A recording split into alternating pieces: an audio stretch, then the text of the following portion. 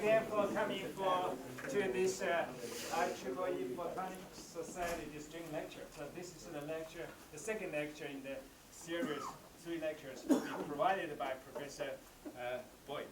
So this lecture is sponsored by IEEE Ottawa chapter.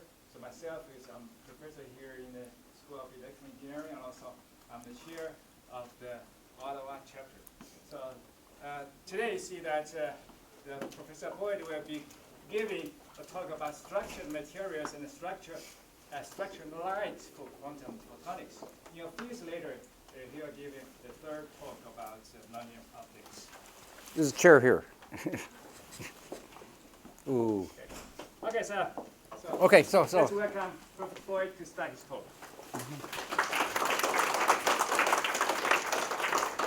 So, Professor Yao, thank you very much for that very kind introduction. People who are paying attention will note that the camera has changed from one side of the room to the other.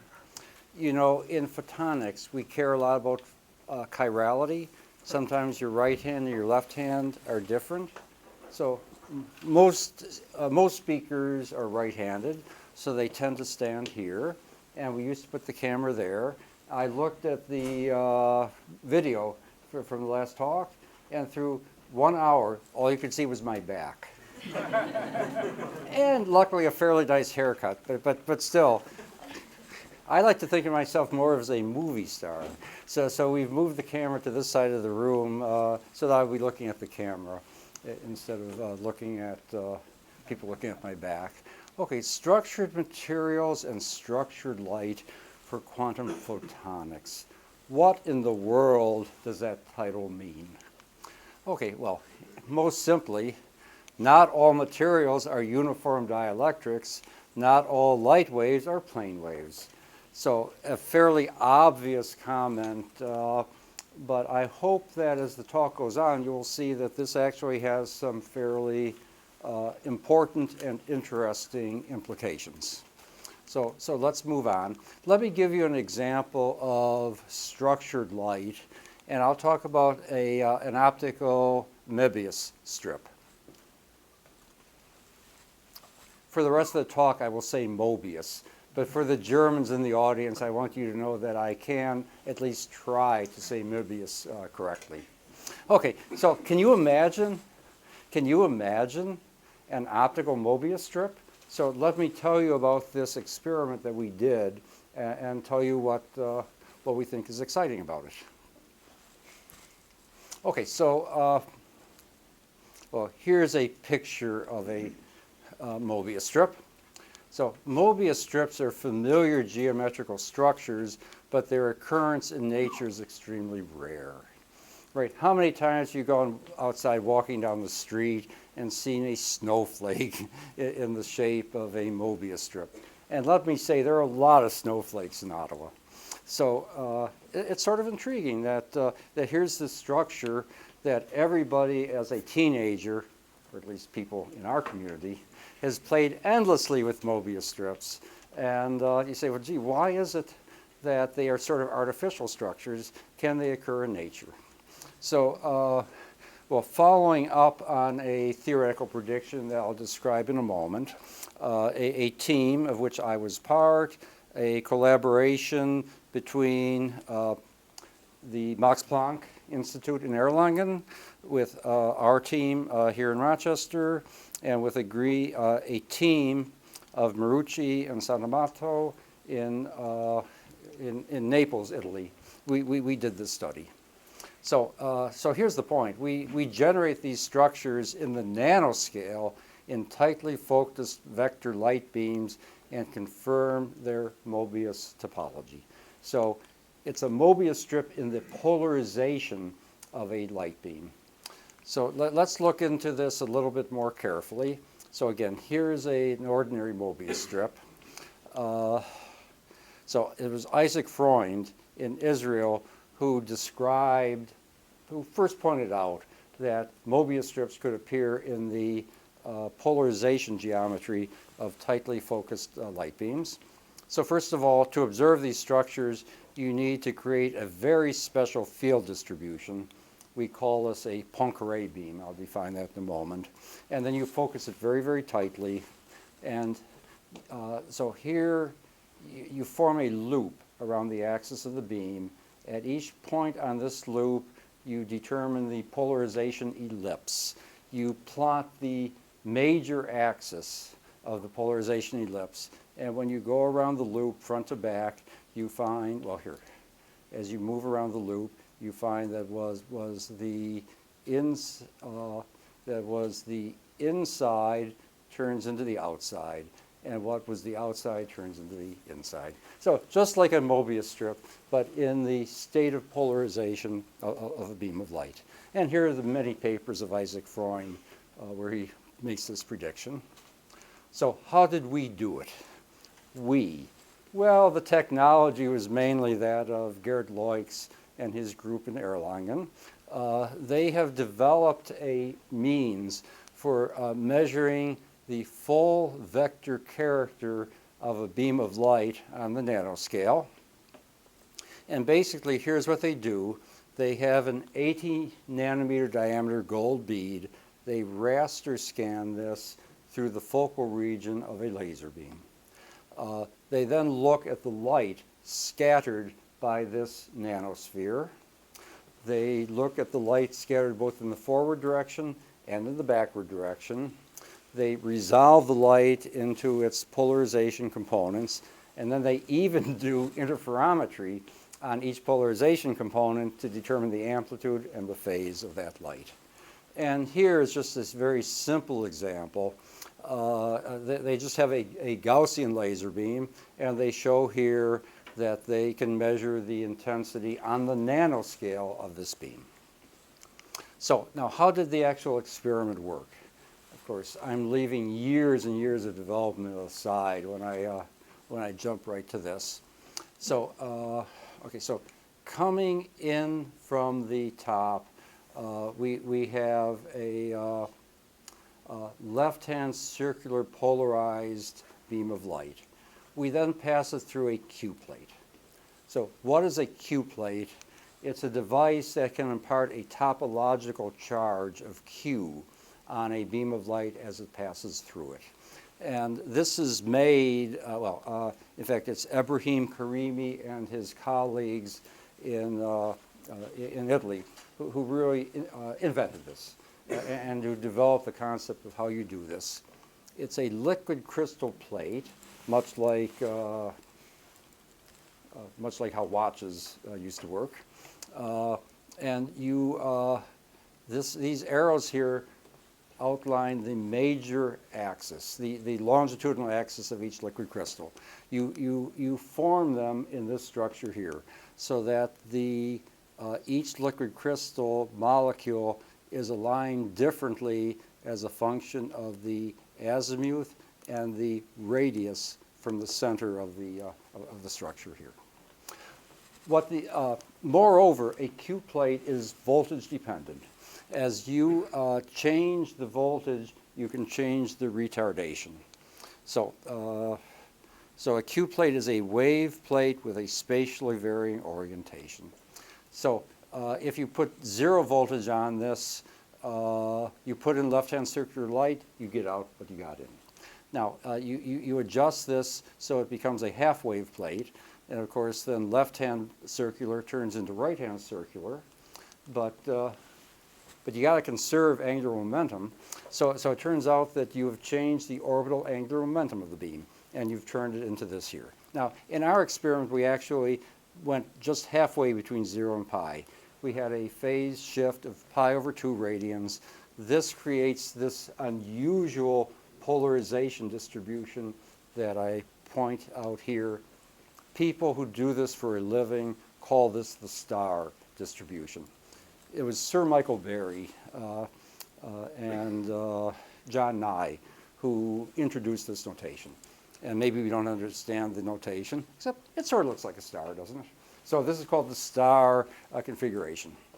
Okay, so now we go through a spatial filter. We just filter out the very center of this. We focus this with a numerical aperture 0.9 objective. to this point here. This point here is where we do the measurement. So here's a 3D piezo stage that moves our gold sphere back and forth. We measure light scattered backwards and forwards, and we have interferometers, polarizing optics, which we don't show here. But this is how we form that light beam. What is the point? Why do we have to focus it so tightly? Well, a Mobius strip is a three-dimensional object embedded in a three-dimensional space. So by focusing tightly, we turn this field distribution, we embed it in a three-dimensional space. And that brings out the Mobius structure. So here are some of our experimental results. When we use a Q plate with -1/2 unit of topological charge, this is the experimental data. We get 3 half twists as we go around the loop. When we use a Q plate with -3/2 topological charge, we get 5 half twists as we go around this loop. So what is the point of all of this? It's the first observation of a polarization Mobius strip. But of course, you can say, I don't care. So it's hard to brag too much about that if you don't care. But I think there are two issues here that are very important. One is that light fields can possess rich spatial structure on a sub-wavelength scale. I did not know that even 5 years ago. I think most of us believed that this is not near-field optics. These are propagating light beams. The thought that a propagating light beam can have very rich structure on a sub-wavelength scale is something that was sort of overlooked, but at least by most of us. And the second thing is technological. Current technology is capable of controllably creating beams with such structure and measuring it at sub-wavelength distances. And maybe this is what's really important. It's metrology. That using optical methods, we can go in and perform exacting measurements of the light field. This can be useful for characterizing surfaces. The light scattered from a surface picks up a phase and polarization structure. The world now knows how to measure that. Okay, so that was the first topic I wanted to tell you about. Let's now move on to structured materials. And the idea here is to tailor the linear response and nonlinear optical response of optical materials. So besides being great fun, this could even be useful.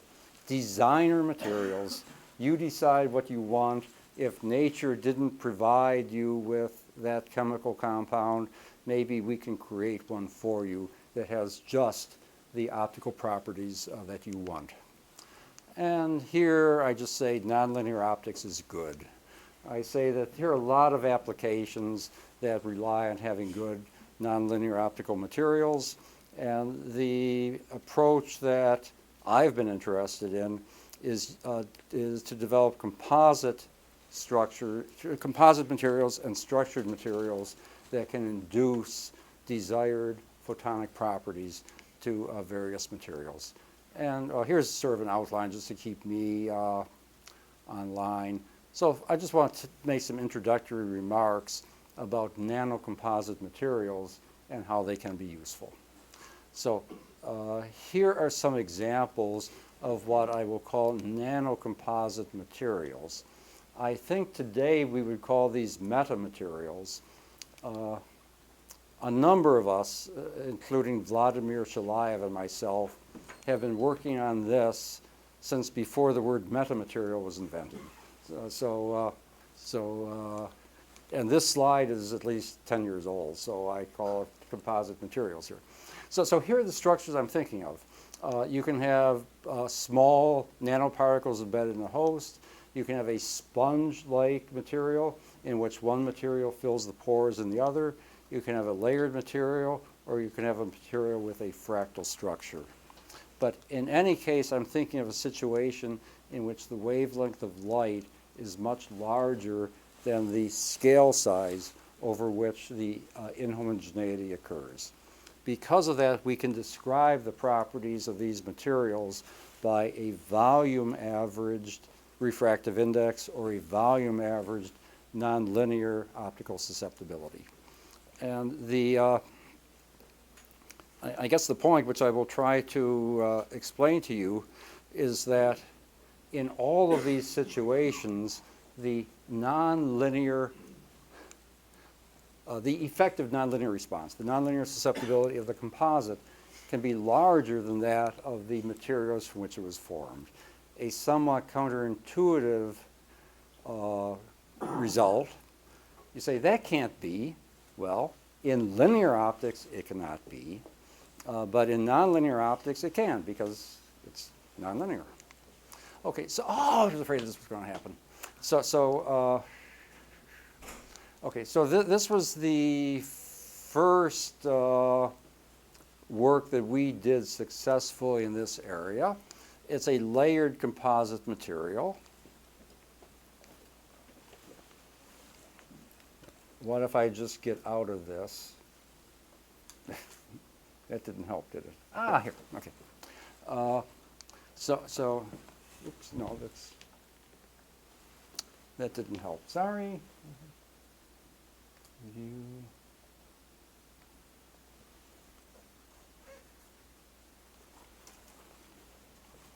I just installed a new version of Acrobat on my computer.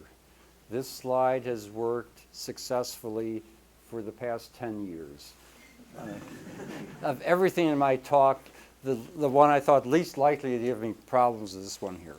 Okay, so we formed a layered composite material, alternating layers of titanium dioxide and a conjugated polymer known as PBZT. Titanium dioxide has a very large linear refractive index. Conjugated polymers have a smaller refractive index, but a very large nonlinear response. So here's the idea. We bring in a beam of light polarized in the plane of the diagram at angle theta. And we know that the divergence of D vanishes. And that means that epsilon times E, the component perpendicular to the surface, has to be continuous. That means that the electric field strength is larger in the low index material and is larger in the low index material and is lower in the high index and is lower in the high index material. So we've taken field lines from where we don't want them and we squeeze them into the region that has the higher nonlinear response. And here are the results. The nonlinear response as a function of the angle of incidence. For the S polarization, it just plummets, but for the P polarization, it first increases and then decreases. So we've seen about a 10% increase in the nonlinear response by making use of this idea. 10% increase, was that worth doing? Well, we then started finding other materials in which the refractive indices just worked out in a more desirable way. And in this case here, we were studying the quadratic electro-optic effect in a layered composite material, and we found a factor of 3 increase. As I say, this could be important. You find your chemist friend, and you have your chemist friend synthesize the most nonlinear material that they can. But then we structure it just physically, and the structured material can be more nonlinear than the homogeneous material was originally. Okay, let's take a look now at the concept. Why is it that these, how do we understand more quantitatively the nature of this enhancement? And there's something called local field effects that the classroom students know all so well, right? This is part of the nonlinear optics course. So let me just give you a brief reminder of how local field effects work. And let's recall the Lorentz-Lorenz law, which can be written in either one of these two ways here. I won't derive it here. I can recommend a book in which it's derived. But this is known as the Lorentz law, and it follows from the assumption that the field that acts on a representative atom is not given by the macroscopic Maxwell field, but rather by the Lorentz local field. This is also a slide. This is written in Gaussian units here. Okay, so the Lorentz, quite remarkable insight. He said that that in a condensed matter, a typical molecule responds not to the E vector, but to a modified E vector, where you take a third of the contribution due to the polarization. E local is sort of partway between E and D, if you want to think that way. So nature can be very funny. But there's another way of writing this result, is that the local field is a local field enhancement factor times E, where this enhancement factor is epsilon plus 2 over 3. That's just a rewrite of the equations that are shown higher up on this. So now, what about nonlinear optics? Well, let's go back to here. The local field is bigger than the Maxwell field. The local field is bigger. Hey, this could be good for nonlinear optics, right? Because remarkable that that the typical molecule sees a field bigger than the spatially average field inside the material. So you might think that this has profound implications for nonlinear optics, and well, it does. In fact, Bloomberg, in his very first and very famous paper, pointed out this fact. In fact, the expression for the third order susceptibility chi3 has this local field factor appearing to fourth order. Now, the local field factor itself might not be much bigger than 2, but you raise it to the fourth power, you get a factor of 16. So this is telling us something. It's that these local field effects can be very important in terms of enhancing the magnitude of the nonlinear optical response.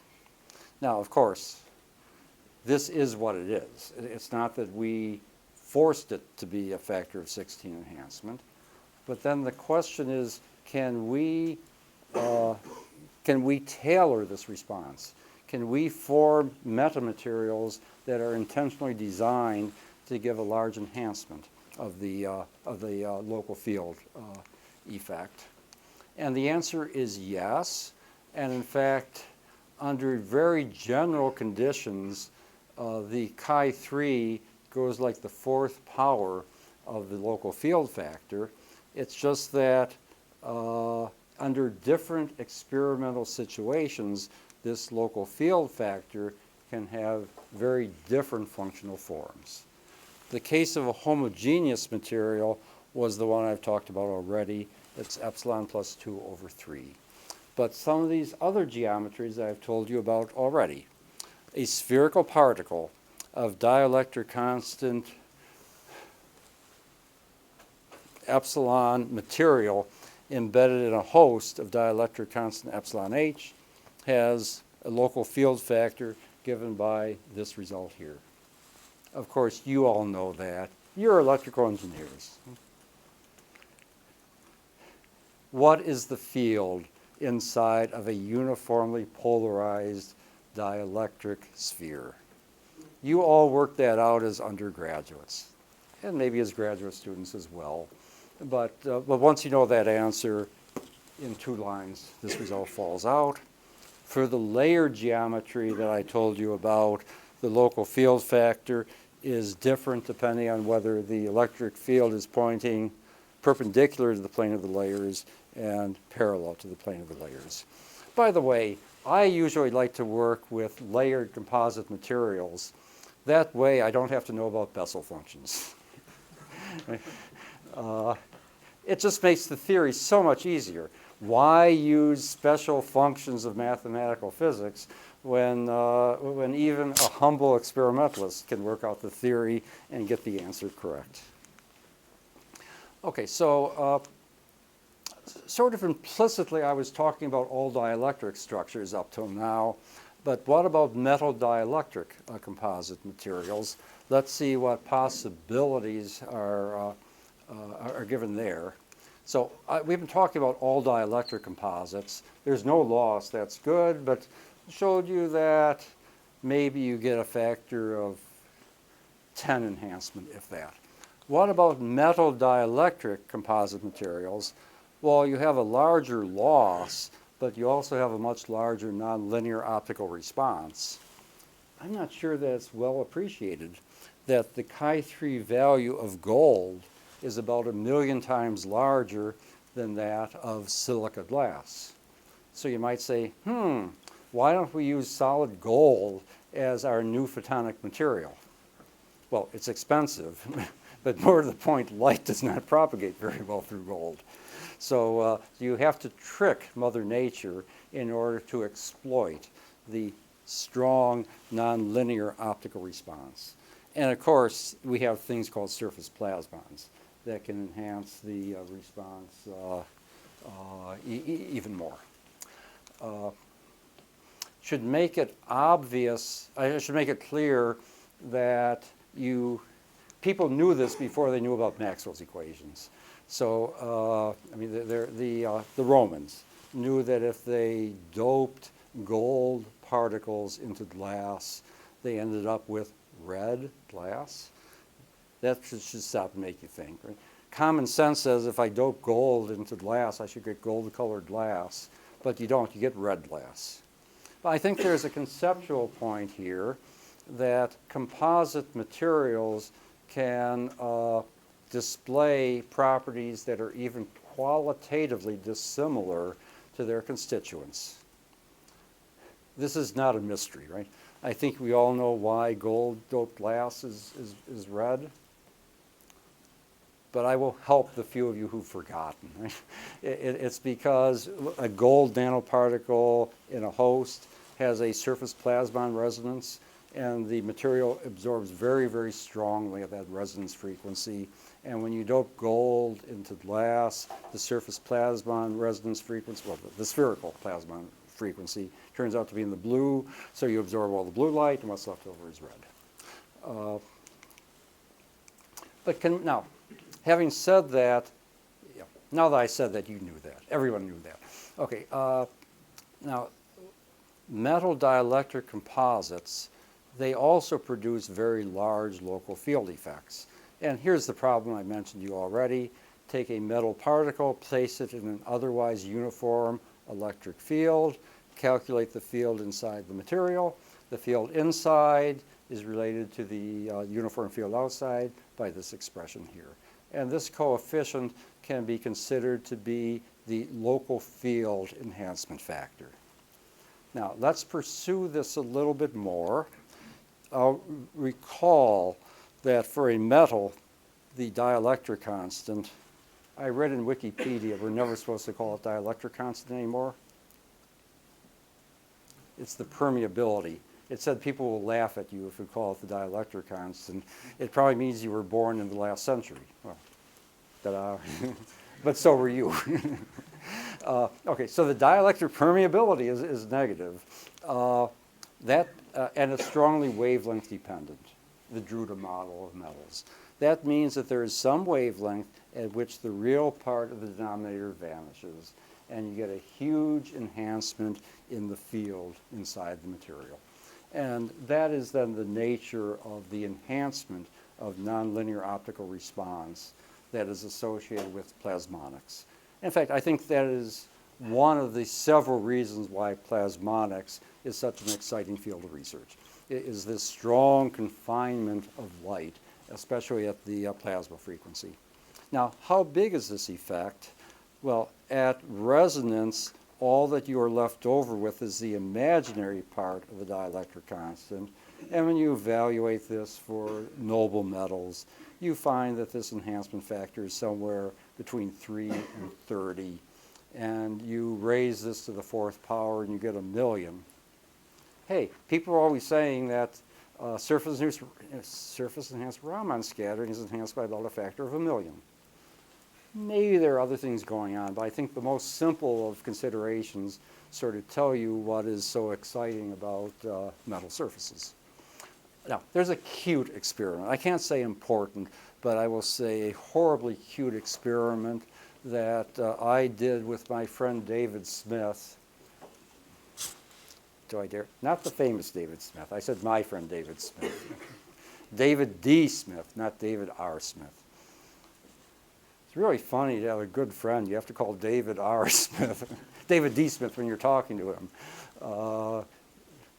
But if your name is David Smith, what do you expect?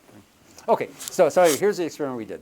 We took gold nanoparticles and we suspended them in a liquid dye solution. Turns out that both constituents are reverse saturable absorbers by the normal sign convention. This means that the imaginary part of chi3 is positive. But now here's a slightly generalized expression for the effective susceptibility of a two-component system. You have the dye solution, well, F is the fraction that is made up of gold particles. So 1 minus F is the fraction made up of dye molecules. This is the fraction made up of gold. This is the local field factor. Recall that this is purely imaginary at resonance. That means that this product here is negative. So the effective, this contribution to the effective nonlinear response has the opposite sign of chi3 itself. So, I mean, these local field effects are just counterintuitive. It flips the sign of the response. Well, I mean, there it is. We maybe don't understand it, but it's hard to challenge that this is purely negative at resonance. So what we did is we did an experiment to show that these two contributions to chi3 can interfere destructively. Complete cancellation of chi3. We turn off the nonlinear response by balancing these two effects that intrinsically have the same sign. So here's the result here. So we're increasing the gold content. So when we have very little gold, we're down here. When we have a lot of gold, we're up here. And when we balance it just right, it almost vanishes. It doesn't, by the way, this is a Z-scan.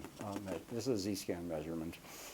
It almost balances. It does not perfectly balance, probably because chi5 effects are coming into play here. So higher order effects.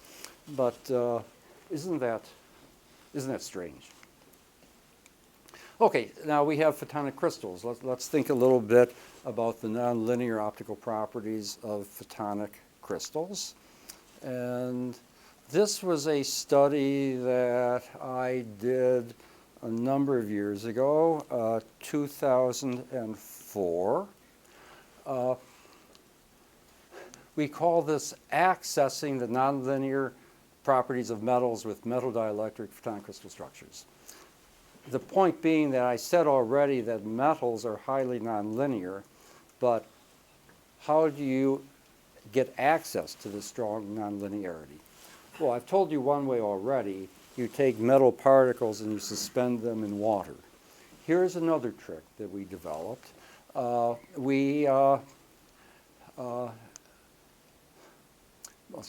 go through the logic. Metals have a very large optical nonlinearity but low transmission. Why is the transmission low? It's because they are highly reflecting, not because they are highly absorbing. If you turn light into heat, the optics is all over.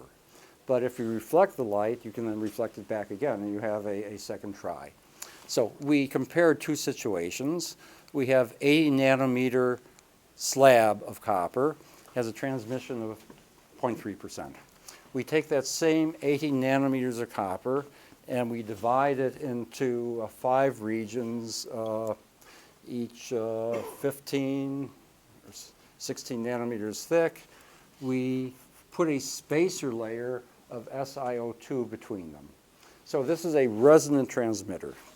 Anything that gets reflected here comes here, and then it gets reflected again. So it's a resonant transmitter. And we find that we get 10% transmission even though we have the same amount of copper in the two situations. So we then did a comparison.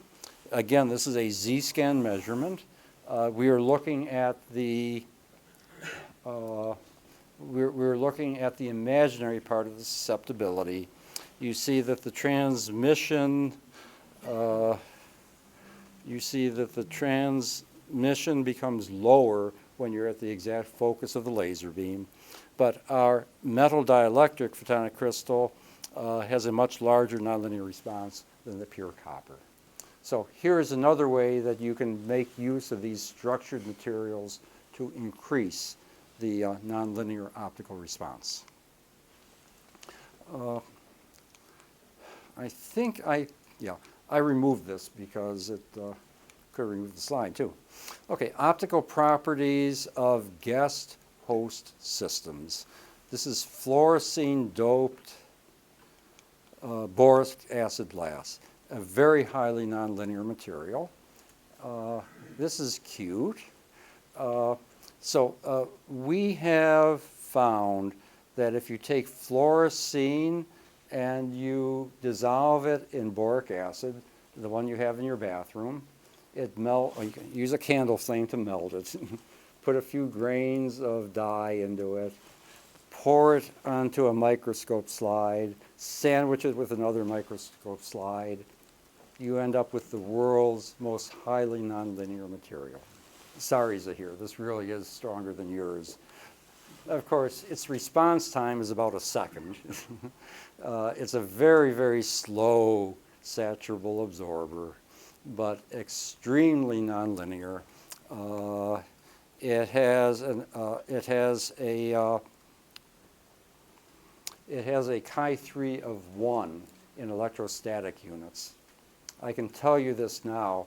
For at least 10 years in Rochester, the group password was FBAG1ESU in commemoration of this huge nonlinear optical response. Now, we did this to show, this is a demonstration that we could do anytime we want. This is not even fake, at least not very much. We took the white card and moved it through the beam. But there's a process called light-by-light scattering. It's been predicted that light-by-light scattering can occur by means of the nonlinearity of the vacuum by virtual electron-positron creation, and described by this Dulbrook diagram shown here. It's never been observed, but you can take this fluorescein doped boric acid glass. We take two blue laser beams. We allow them to intersect in the material. They interfere to form a interference pattern.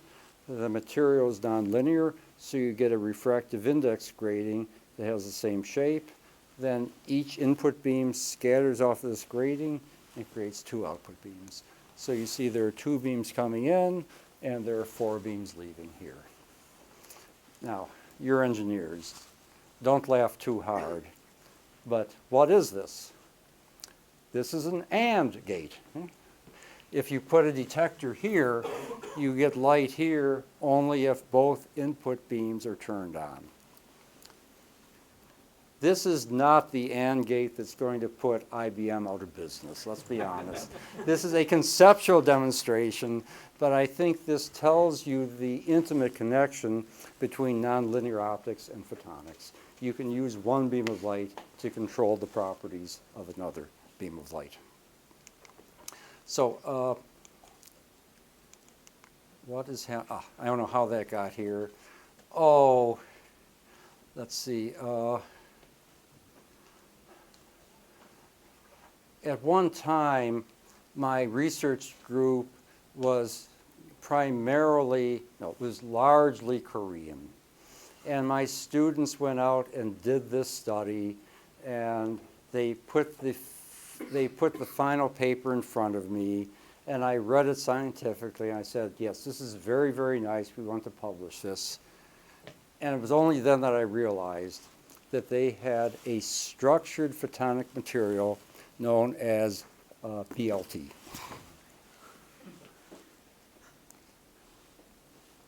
They have a structured material known as BLT. Come on, the Canadians are supposed to get it, right? Oh, they get the joke, but they're not willing to admit that this is funny.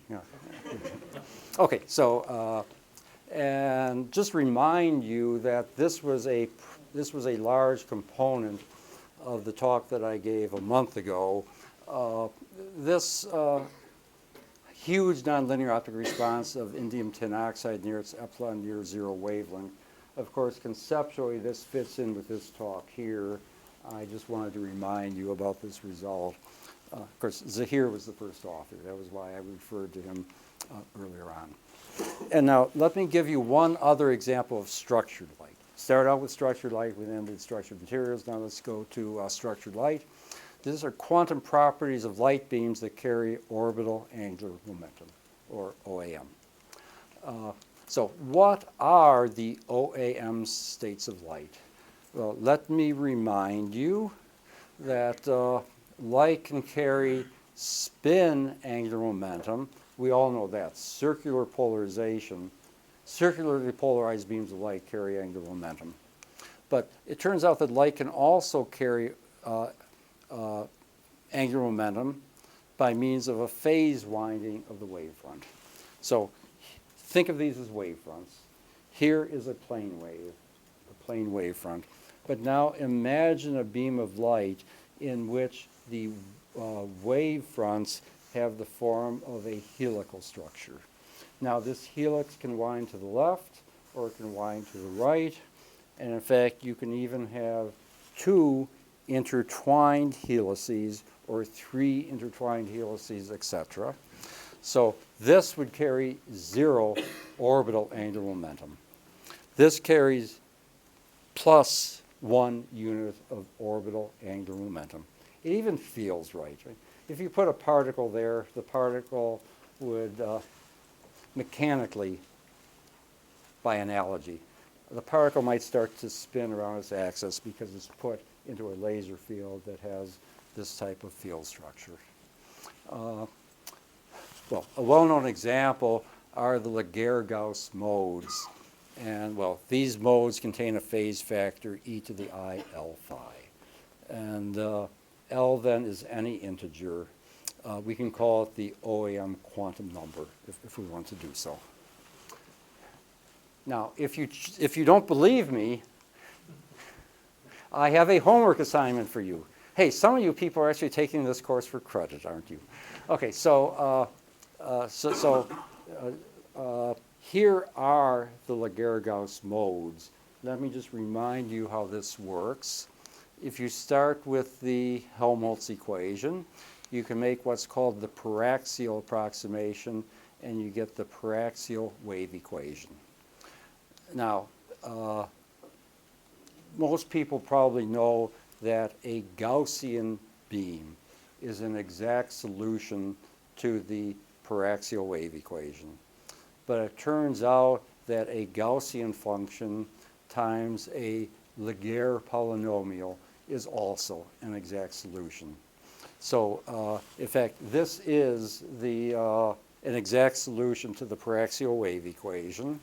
And there's lots of terms here, but we have our Laguerre polynomial. We have our Gaussian. We have our wavefront curvature. We have our GUI phase shift. And the only thing of relevance here is that there's an overall phase factor of e to the minus I L phi. So I encourage you to go home and test this out. Tony Siegman, whom maybe some of you knew, you probably all knew his name. I asked him once, I said, you know, it's really tricky to prove this. Tony, I noticed that in your book, you quote this result, but you don't prove it. How would I go about proving it? He says, you don't know how to prove it? I said, no. He said, you use Mathematica. Okay. Tony was the consummate engineer, right? Why would you do it with pencil and paper when you use Mathematica to do it? Well, yes? The formula in the Siegman book, there is a two-factor. There's what? There is a two-factor missing in this code. So Okay. you should not trust me. Maybe that's why he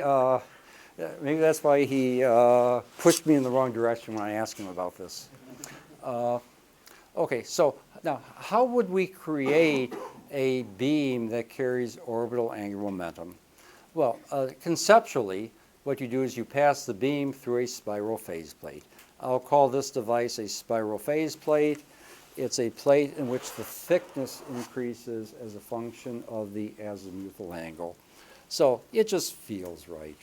A plane wave comes in, you get more phase delay here than you have here, so the outgoing wave takes on this helical structure. Now, there's another way that is more often used.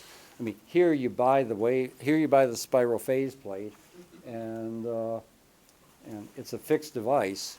But there's another method which is much more versatile, and that is that you use a hologram. And in fact, you don't use a static hologram. You use a device that's called a spatial light modulator, and you can write a hologram onto the spatial light modulator. They are often used in reflection, but I drew the picture in transmission. You have an incoming plane wave, and in the first order or the minus first order of diffraction from this device, you end up with a helical wave. So this is very nice because the spatial light modulator has a rewrite time of maybe 100 hertz or so. So 100 times a second you can generate a different OAM beam coming out of such a device.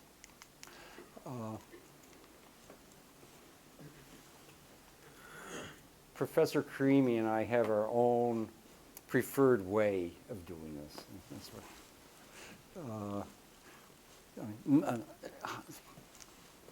what algorithm do you use to encode your pitched fork hologram onto the spatial light modulator? We have our own preferred method of doing it. That's what I tell there. Okay, so now what are some of the things you can do with these OAM states of light? Well, secure optical communication is something that I've been very interested in working on. And the standard way of doing quantum key distribution is to make use of the BB84 protocol. The second B is Canadian. I know that. Gilles Brossard from Montreal. The celebrated BB84 protocol uses, well, in the original embodiment, made use of polarization. Polarization resides in a two-dimensional state space. That means you can carry one bit of information per photon. But we have been developing a QKD system that can carry more than one bit of information per photon. And we do this by encoding using the Laguerre-Gauss modes, or more generally in the OAM states of light. So this is a false brag, but I will brag anyway. In traditional telecom, one uses many photons to carry one bit. We carry more than one bit per photon. What's the catch? Their bit error rate is a lot smaller than mine. That's the catch. You can never fool a good engineer. Okay, so here is the procedure that we use. Now, if you've been through the theory of quantum key distribution, well, if you've been through the BB84 protocol, you recall that you need two different basis sets. Because Alice and Bob switch randomly between the two different basis sets. One basis set are the Laguerre-Gauss modes themselves, and the other basis set that we use is this particular linear combination of the Laguerre-Gauss modes. We call this the angular basis because they consist of lobes sticking out in different directions.